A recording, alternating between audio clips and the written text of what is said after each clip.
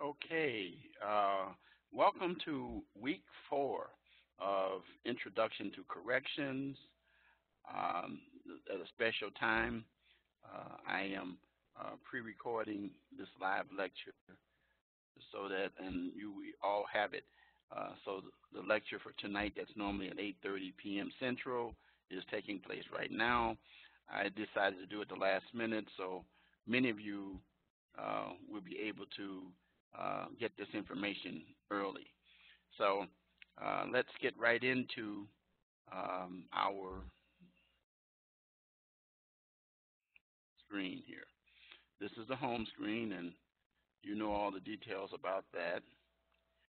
Reminding you about the fact that your lectures take place every other Wednesday, and that this is week 4.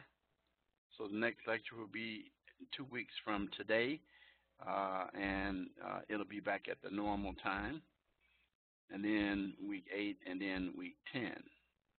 Okay, so I'm going to have a copy of the link at the end of this session for you. So let's take a look at what we have in store this week, what I'm expecting of you this week.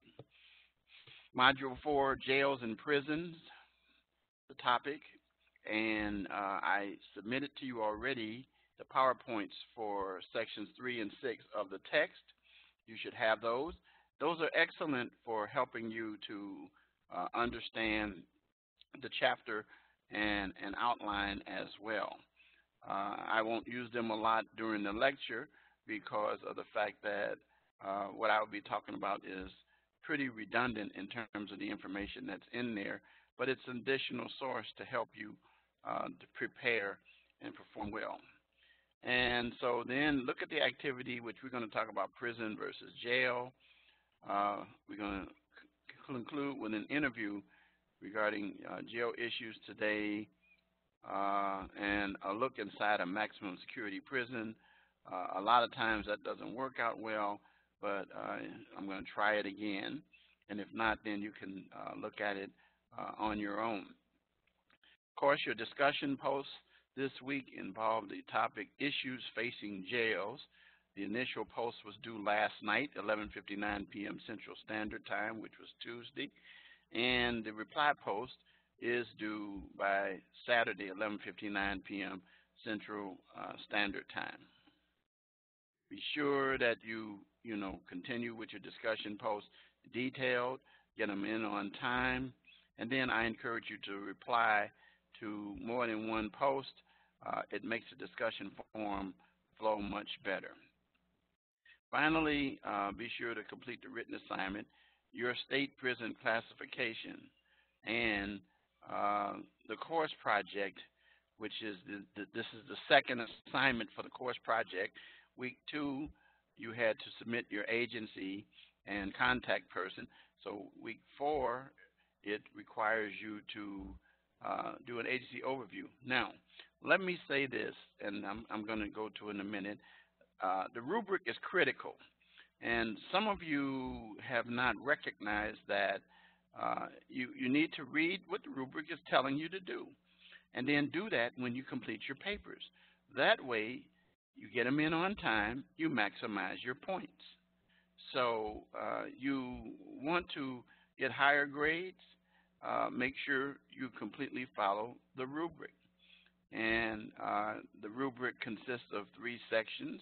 Generally, the content is the first section for the biggest portion of the points, and then there's a section there for grammar and also the page requirement. Make sure you satisfy the page requirement. And then also the third part has to do with APA and the citations and references, and also the cover sheet. Make sure you have that because you will lose a point for that as well. So when you do this course project, agency overview and background, make sure that you satisfy the requirements that are in the module, which match up with what's in the PowerPoint, not the PowerPoint, but with the rubric. And when I grade you, I will say in put details in there. If you click on the details, you'll see the details will tell you why you lost points in a section, so that at the bottom line, your points will be added up, and the ones that I deducted from there, and then you get your final grade for that assignment. So that's the key. It is not a whole difficult thing. I, in the previous quarters, had not used this rubric, but I have been encouraged by administration to use a rubric because it's more objective in terms of grading. And then I'm able to specifically point out what issues that you need to correct clearly so that you're not confused. So make sure you get that done. In this spring quarter 2018, there's been some changes, and I think these changes benefit you in terms of grading. Finally, I want you to complete the mid-quarter student survey. I read those. They're anonymous. I don't know who's doing them. And then remember my motto, adversity is a springboard to success. You know what that's all about. You know why I use that. And so let's have a great quarter. We're heading down almost to the halfway point, coming up in about another week or so. So now let's take a look at our calendar real quick.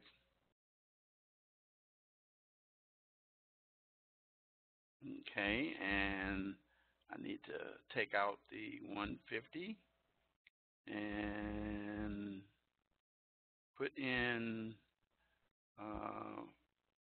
J115, the spring quarter. Let's do this one. Okay. Whether you're in section 1 or 2, your calendar is the same. So here we are, right here in April. We are at this week, right here. Okay, and these are the assignments that I just went over with you.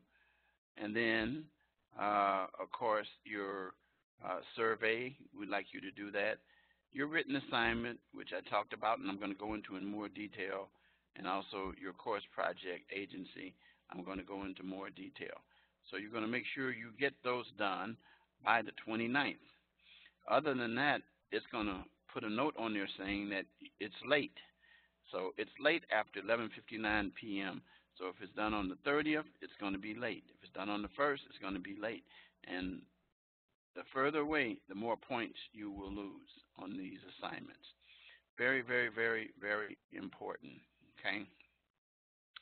And then be aware that next week we will not be having a lecture, okay, because that will be week 5. The next one will be week 6, and that'll be at 8:30 p.m. Central Standard Time. All right? So now let's go back and let's go into the module itself.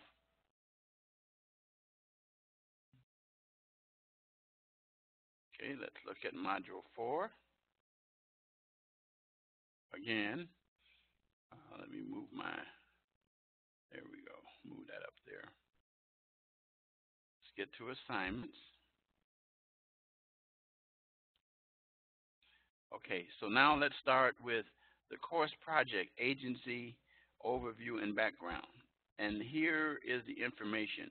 Now, keep in mind that this is not to be outline form. It's to be written the same way you write all of your papers, okay? And then if depending on which area, if you chose a jail, I'm going to be looking for these things in there. Prison, I'm going to be looking for these things. And then parole, probation, I'm going to be looking for these things. The mission statement is very, very, very important. All agencies have a mission statement, and you need to be able to find that by their website. And most of them have websites, and they can tell you where that information is located. So you want to have this information. I have had students that contact me and say, well, all this information is not available. I remind them that when they first started doing their assignment, that they don't pick a little jail in a small town that might not have this information, but to pick like a county jail, um, or something along those lines. If it's big city like even Chicago, we don't have a Chicago jail. We have county jails. So pick your counties. That's the best level to do jails. Prisons, the states themselves. So that's who generally is over that. The same thing with probation and parole. Deal with the state entity. Okay, and all 50 states have these things on their websites. All right. So now let's take a look at again. When you do your assignment and you click on this, it tells you when it's due again. So you have no question about when it's due. What's your possible points? So you're going to get 25 points. Okay? So now, the actual assignment itself, once you click it, it opens it up. You know which one of these that you're doing it on. So let's take a look at the rubric. So you see it matches up with what I said. So for 15 points for the quality, content, and accuracy of the information, that means that you satisfied the requirements that are listed over here. And it tells you what I'm looking for, and depending on the agency itself. So once I know that it's jails, then I'm going to be looking under the sections to find that information. And something that's left out, you will lose points for. Like if you don't have the mission statement and things of that nature, you want to make sure you have these things for each of those departments. So that's the biggest part of your grade, is following the directions that are asked. Then I'm going to look at the organization of the material, the grammar, and the punctuation. And then one of the biggest issues where you're going to lose points is if you don't meet the minimum 2-page requirement. I look at that and I read that, and then you're going to lose points. So let's say, for example, hypothetically, if you got 15 points up here, you did everything you're supposed to do up here, but you didn't satisfy the 2-page minimum length, then, and it should be double space, not single space either. Let's say, for example, let's say you didn't get the 2-page requirement. So then you'll end up losing 2 points, 2 to 3 points for that, pretty much in that range. Let's just use 3 just to give you an example. Okay, so then if you lost 3 points here, and then you got down here, and you didn't satisfy the APA requirements, you can lose 5 points right here. If you have the APA requirements set, but also you don't have a cover sheet. Notice it says with the title page and the reference page. So citations, proper spacing, and so forth, you're going to lose points there. And if you use Wikipedia, then you're going to lose all the points because we make it very clear, okay, in the rubric. So let's say, for example, if you did well here, and you did well here, and then you lost 3 points here. So that means then your total, as opposed to be 25 points, will be 22 points. So that's the key. That is the key. Review this, because when I do your grading, I'm going to have comments under this section, and this section, okay? That's it. That's a rubric. And I can't say it any clearer. And it's how I grade. So it's consistent.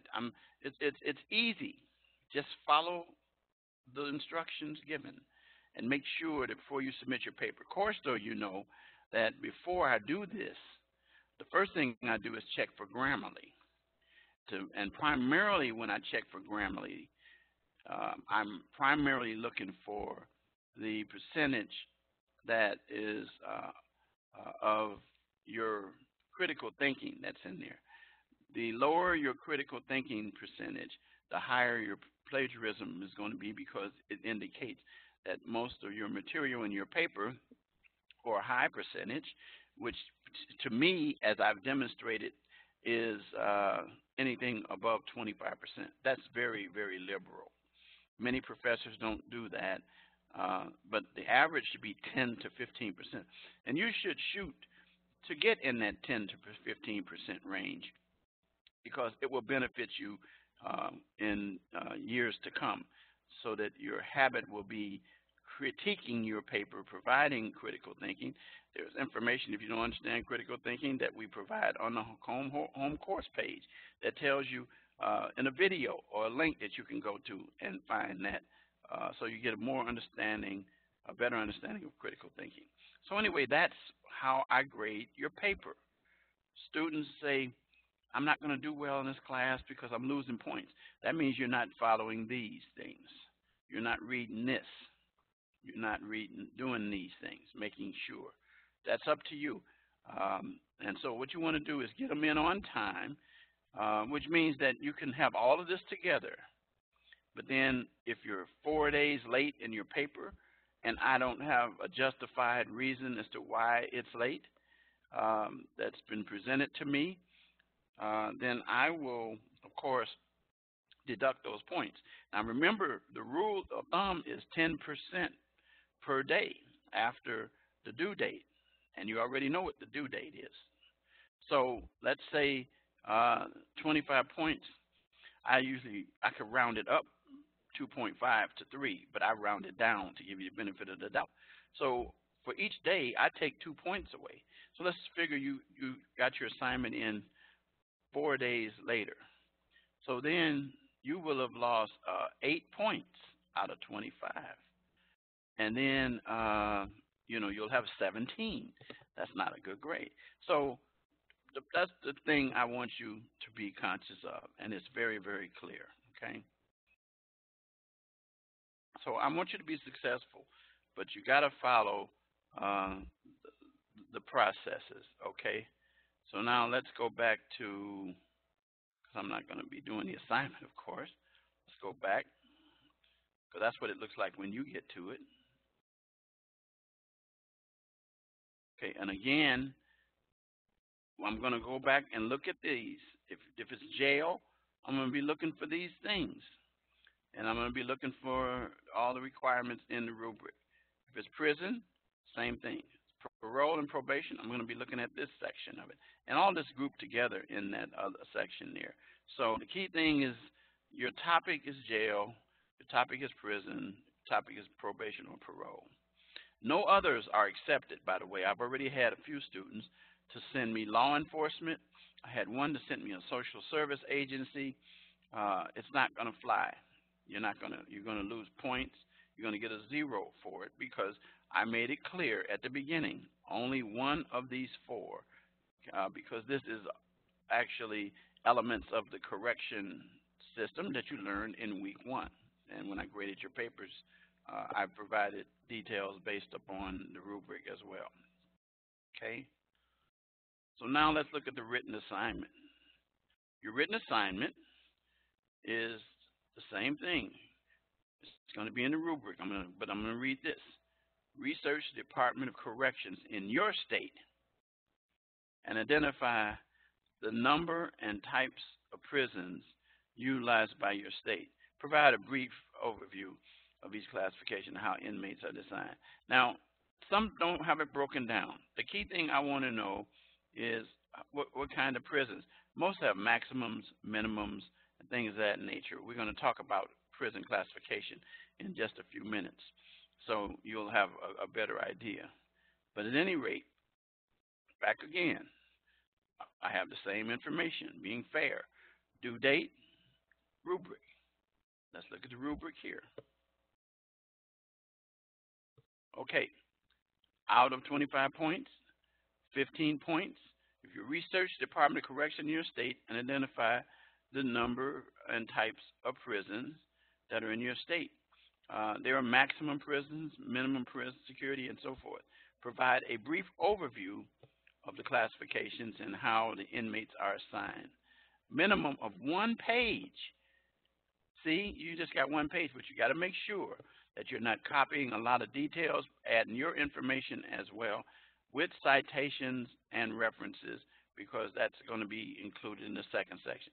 Let's see, here's the deal, and you should figure this out by now, that your rubric concentrates on following the instructions first as the biggest portion.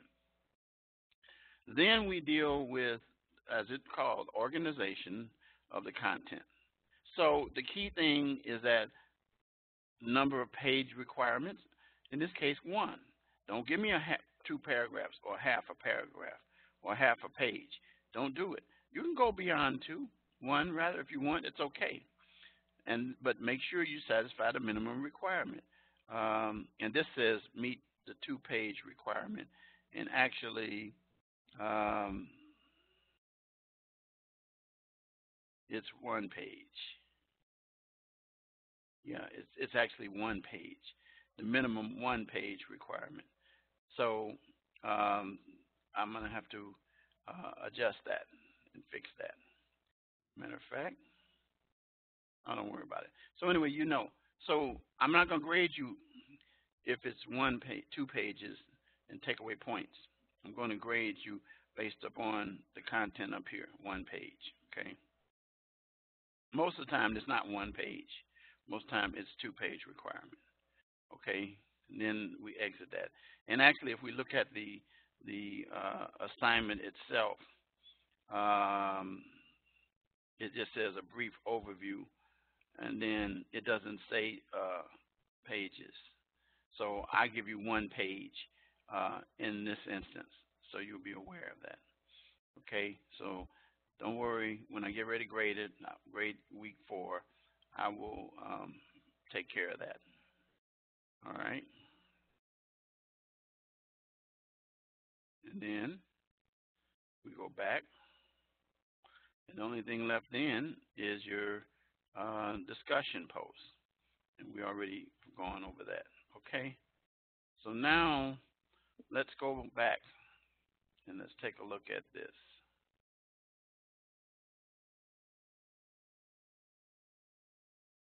Lesson content, where we talk about the details here.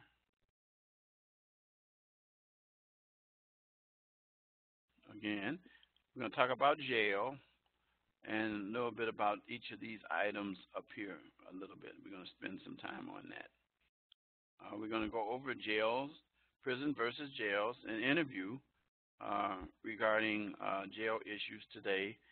And then we're going to finish up with the maximum security prison. But we're going to talk about prison versus jail, because that's what the module this week pretty much calls for. So let's talk about this. As you know, and then we'll mention classifications as well, so that will help you with your assignment here. And it's all right here, actually, and it's in your books, and it's in your rubric as well. I mean, your rubric is in your PowerPoints as well, which I'll just quickly go through in a little bit. Jails and prison, as it says, they're used interchangeably. However, though, you want to look at it in your mind as jail being a short-term confinement. Usually it's a pretrial, or it's a person who's been sentenced to a period of less than a year. And so primarily we're dealing with misdemeanors. But we do have some felony situations there, but not very many. And so anyway, it's for 1 year or less. So actually, when you talk about incarceration in jail, you primarily are talking about misdemeanors. That's what you need to remember. Don't worry about, well, it's a felony. But the fact of the matter is that a possible sentence, if it's carrying over a year, it's going to be not a misdemeanor anyway, by the definition of what's felony and misdemeanor. So in that process, you are booked, your pictures taken, your fingerprints, and all those things. And then you are given the opportunity to post bond. And in our jurisdiction, bond is cash or property, or 10% of the bond. So if the bond is $250,000 or $25,000, that would be 10% of 250,000 would be 25,000. But if you had a 25,000, then your bond would be 2,500. If you had a 2,500 bond, then your bond posting amount is 250. So, and then there are what we call recognizance bonds, where a person doesn't have a serious offense, is not a particularly repeat offender, has not, as we say, jump bail, and that means that the purpose for bail is to guarantee your appearance in court and to make sure that you're not going to commit crimes while you're out. Well, then in that instance, where you have done well, they'll give you what we call a ROR, and it says released on recognizance. But in Illinois, we call it an I bond. So if that takes place, then you must satisfy the conditions in order to remain out during trial. You must report to the court for the court dates, unless there's some reason why the judge has excused you, and things of that nature. And then as far as jails are concerned, jails are generally within the municipality or within the county close to it. For example, in Will County, we have the Will County Jail located in Joliet. In Chicago, we have the Cook County Jail, which is located at 26th in California in Chicago. And various other jurisdictions have the same thing. But usually the sheriff of the county in which the jail is located is usually who handles that. And the sheriff, of course, is elected. And then jail populations are really, really, really particularly different than they used to be. There are more people in jail. But what has happened, though, is some jurisdictions, such as Cook County, have moved to take individuals who have not been violent offenders or repeat offenders and given them the opportunity to get low cash bonds, or I bonds, whichever, to give them an opportunity to be out. And then during those times when those individuals are there and they're not able to be released, they are, of course, segregated, males in one place, females are in another. Juvenile offenders are kept in the juvenile area there and away from the adult population. And then there are separate sections in many jails where individuals who have mental problems are segregated as well. Then there's hospitals. There's actual hospitals. For example, if a person is sent to jail and they were either wounded or something, or they're recovering from something, a fight or beating or something, then they will be put into the hospital. But there's some budgetary issues and that involve jails. And so many of the services, including medical and mental health, food service programs, and even facility construction, are handled by private organizations that generally the jurisdiction will contact and work out deals with them to provide mental health, food services, and other kinds of programs. So the small jails not only have financial problems, but of course space and staff and volunteers. You can know that if it's going to be volunteers, that it's not going to be a professionally run prison or jail. And there are religious services generally that are provided, exercise equipment, access to a law library, and then some are able to receive their GED while they're in custody. as well. Drug and alcohol treatment programs for those who have drug problems, and then ultimately work release, or alcoholic or vocational programs are provided. And so, as I said already, one of the big issues that is faced in jails today is overcrowding. And then violence, and the reason why violence occurs primarily is because of the presence of various gang factions that go at it with each other. And so violence has increased because jails are overcrowded.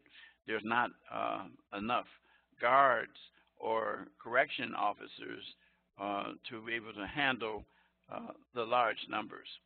And then there's problems with mental health placements because of the finances that the county and the states have with those individuals who are in custody. Okay. So now we get to the next aspect. That's pretty much jails. Now, when we talk about prisons, we're talking about individuals, first of all, as I said, who are incarcerated or held for over a year. And the offenses are more serious because they're classified as felonies. So it's a year and a day. There's primarily state prisons, but there are some federal prisons as well. And primarily male prison. And there are some issues involving racial and ethnic issues in those prisons as well. Then you have the gang factions as well. And so that's pretty much different, but many of the things that are also in jail are offered, like education, drug treatment, mental health treatment, alcoholic treatment, and things of those natures, that nature are offered in prisons as well. So we get to what the Bureau of Prisons say, that pretty much sets how correction facilities are operated.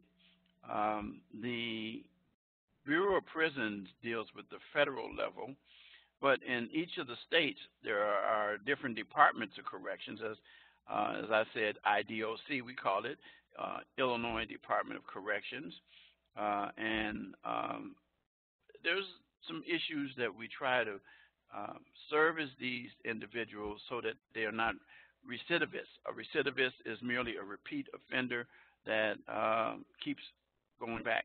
So if we don't get to the core of the problem, for example, if a person commits crimes because of the fact that they haven't been treated for drugs, I don't care how much time you give them, when they get out, they're going to get those drugs.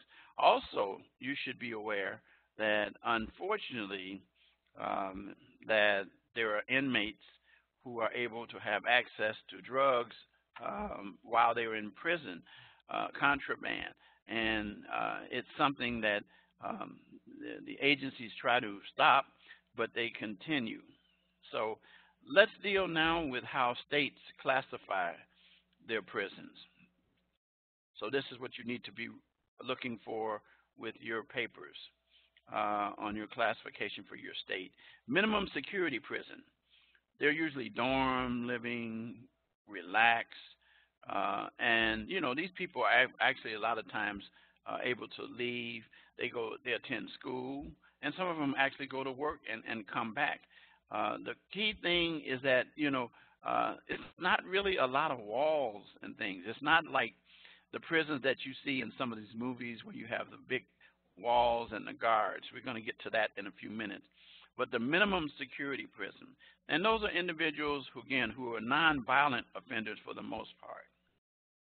Then there's medium, in which there's a double bunk, double fencing with guards, and you have some of the same things. So again, we're getting to the higher element of criminal, or the more violent criminal, or the person who is maybe constantly finding themselves in situations. By the way, if you attempt to escape even in a minimum, you will probably be sent to a medium because of the fact that the minimum security prisons pretty much operate on the basis of trust with those individuals. Of course, they have people watching, but it's not the same as the medium.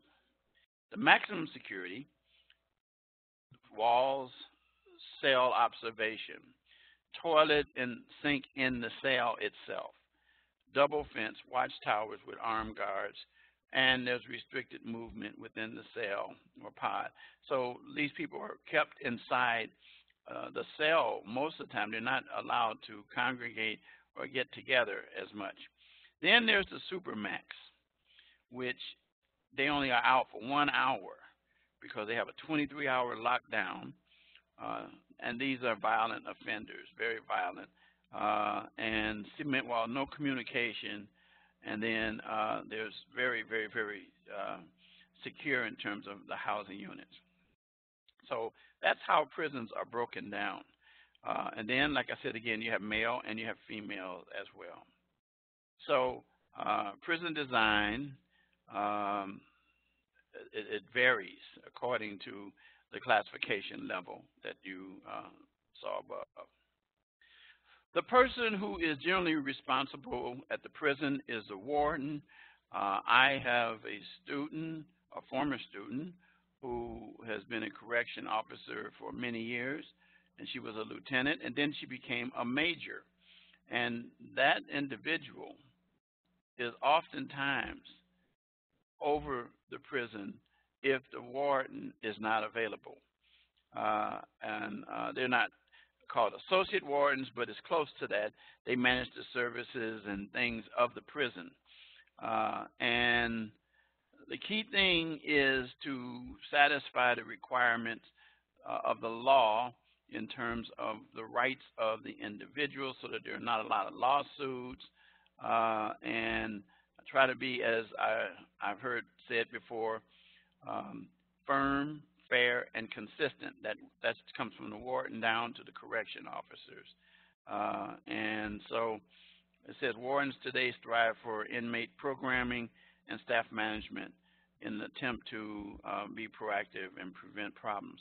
More and more guards or correction officers are getting more education.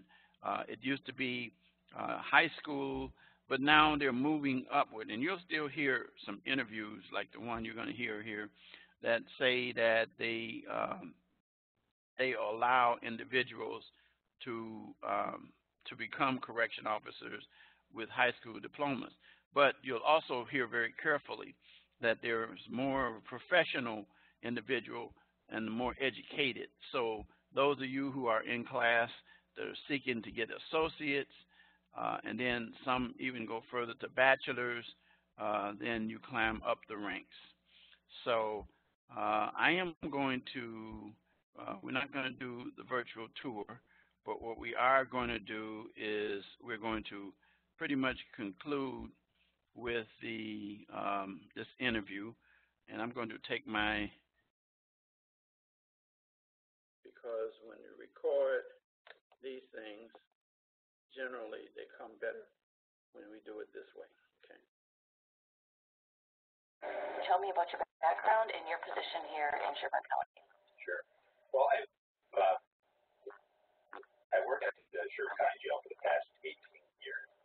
Over the past 18 years, I've held the capacity of a corrections officer, the jail sergeant, the jail captain, and currently I'm the assistant jail administrator. Okay. And your background? Before that, I worked for Cup Foods. I was assistant produce manager. I was going to St. Cloud State University when I was the assistant produce manager. And then I had an opportunity to apply for Sherburne County, which I did, and I was accepted. Before that, I was in the Marine Corps Reserve. I'm a veteran for the first Gulf War, which I learned a lot of things. It was an experience that I'll never forget. Gained a lot of experience out of it. Before that, I was at St. Cloud State University. So I went from St. Cloud State University, I joined the Marine Corps Reserve, I didn't graduate at that point, and ended up getting activated for the Gulf War. And when the Gulf War was done, I came back and went back to school and worked at Chuck Foods. Okay. Can you tell us about the setup of your jail and the types of inmates you serve? Yes, our jail is actually, it's kind of a unique jail. We hold federal inmates, so we have a contract with the U.S. Marshal Service and Immigration to hold the federal inmates. Most of the inmates that we have are federal inmates.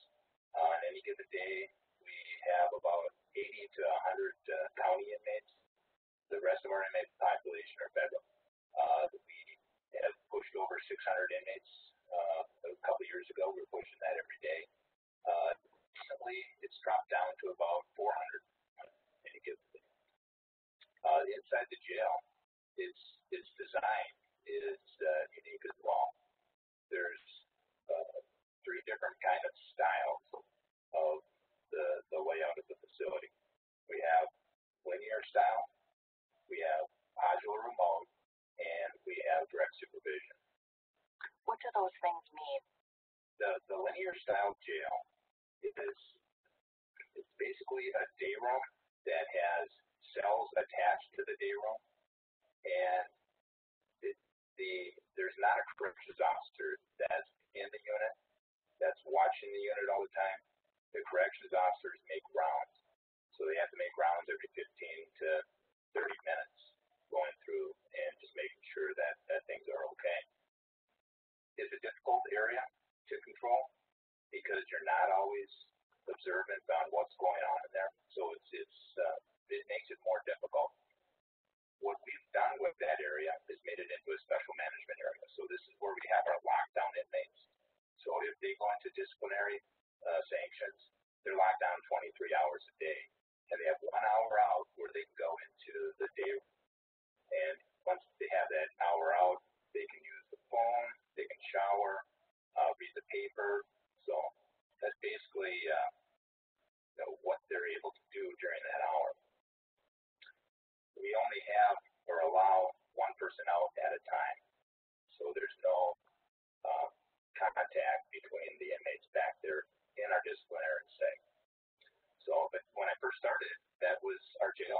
It was a linear style jail, and we would end up going to situations. We were usually putting situations out all the time, putting fires out, because you didn't know what was going on all the time.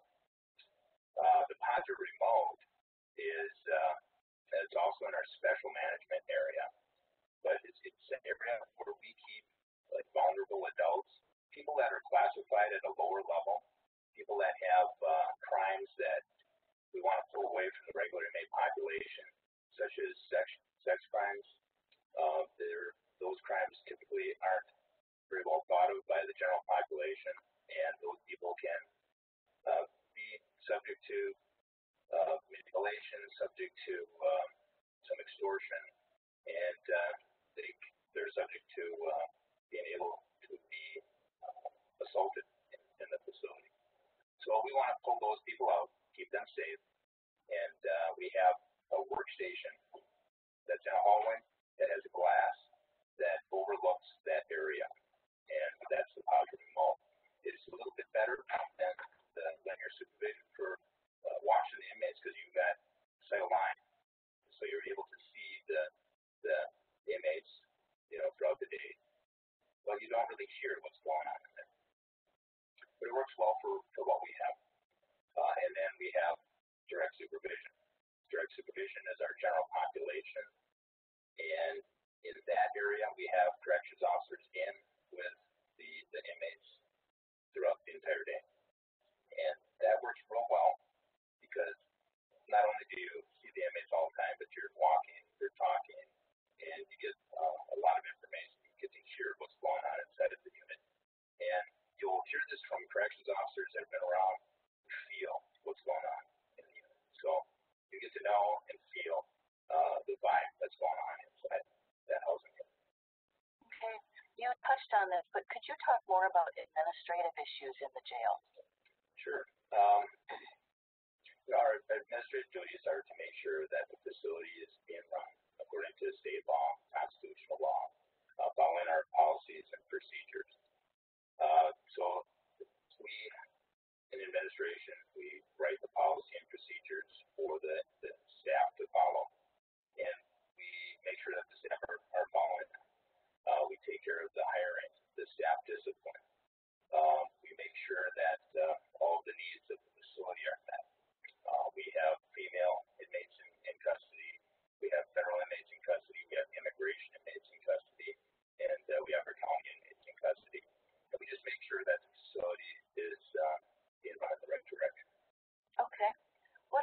issues facing jails today?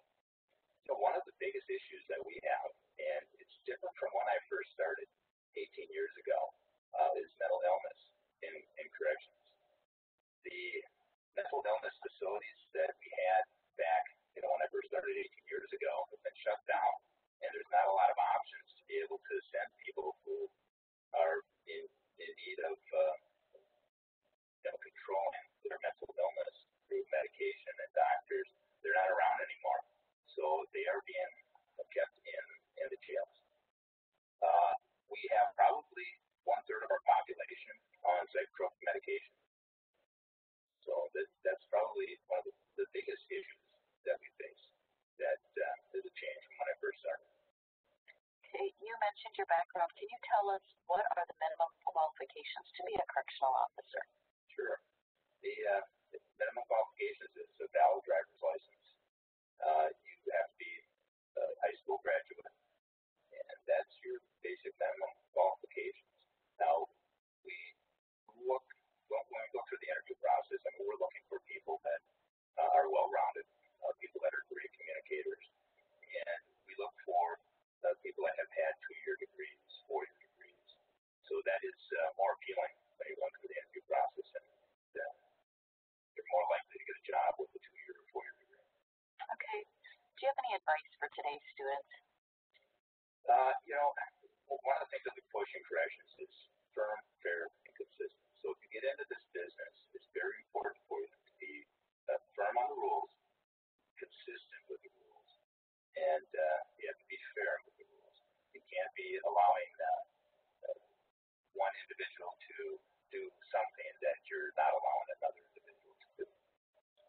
Going through the interview process, it's very important to do a little research on what you're getting into.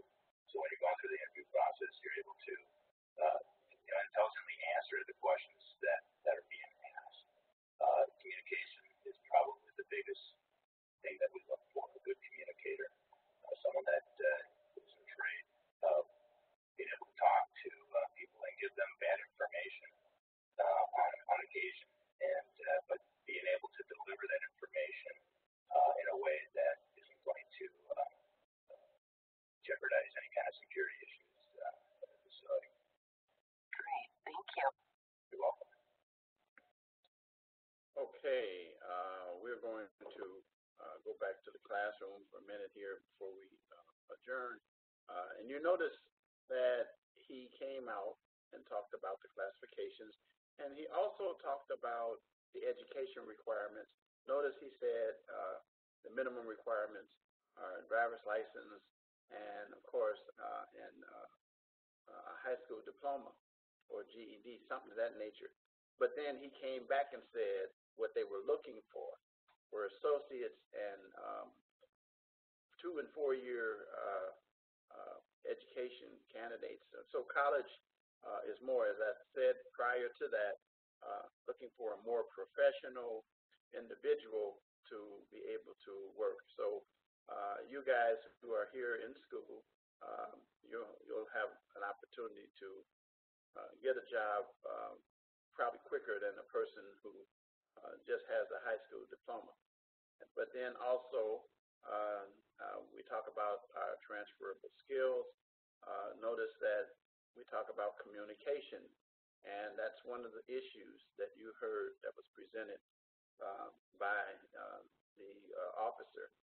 Communication is critical, it's very important, and then mention firm, fair, and consistent. You're not showing favoritism, because in those situations you create animosity between inmates, and you don't want to agitate people that are already incarcerated even more so, and because that brings on additional problems. So those are just some of the things there. And again, pay attention to the classification that he mentioned, but also the classifications that we have discussed here. And so, again, just quickly, I shared with you these PowerPoints about what the jail and the inmate experience is like. And it tells you the history of jails,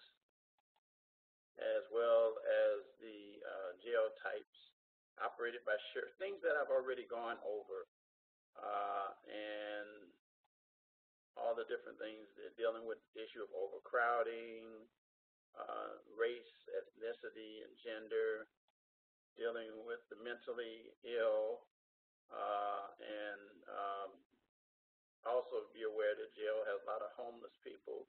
Now, we're talking about jails now.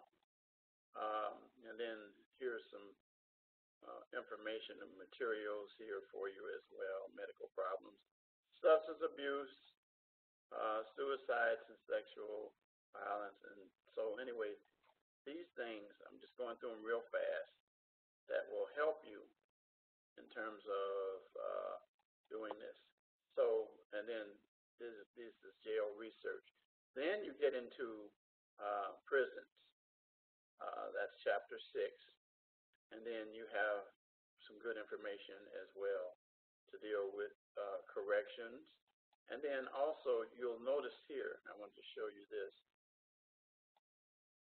the classification and how they determine what individuals' needs. And then you get into, here we go, let's click, the various classifications. You're going to be looking for those in your state, the maximum, the minimums, and so forth, and breaking it down. And then institutions, and so forth, about what prison's about. And about gangs, dealing with that issue. I already commented about that. Prison gangs, violence that takes place, rioting, and then continuing with violence. And then dealing with some other issues in prison. Then the elderly, the ill, gays, lesbian, transgender as a special population that takes place there. And then it goes on, and then it concludes right here. Okay, so these are things that will help you to perform well in terms of completing your assignments. So you want to make sure that you abide by that. So with that, I'm going to say good afternoon, good evening. I'll see you 2 weeks from today, and at 8:30 p.m. Central Standard Time with our next lecture in week 6. And by that time, we'll be at the halfway point for sure. So I'm going to say good afternoon and good evening. And contact me if you need anything, Be sure, again, the final thing is pay attention to the rubrics. It'll make life easier for you in your grades. There's nothing much to figure out. It's all right there in front of you, okay? Make it easier so you understand how your grades are determined, okay? Good night.